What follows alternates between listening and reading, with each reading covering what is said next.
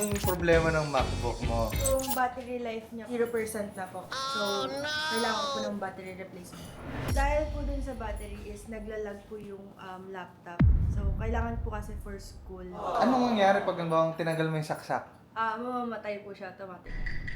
Okay. Hindi siya parang lalabas yung lobat lang or what, no? Hindi. Diretso dead na Diretso talaga. po dead. Kami na pong bahala dito, ayusin namin. Papalitan natin ng original battery ulit para gumana. Okay. Okay, let's go! Ginagawa mo! Usapang repair iPhone, specs uphill, specs uphill, specs uphill.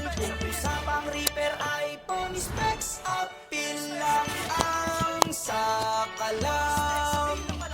Numero 1 ka lang sa kalat, kilalang pinakamagaling sa lahat. Kung usapan lang ay repair shop ng iPhone, sila lang talagang pinakamay tatak. Hindi naman sa nagmamaangas, nagmamahangin at nagmamataas. Specs uphill lang talaga ang kilala kong pinakamalupit at malakas. May iPhone ka bang lumubog sa baha? Yung screen pumutok na basa?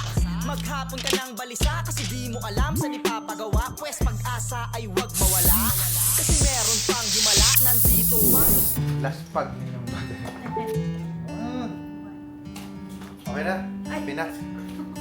Hindi na siya dead. Gracias, senyora.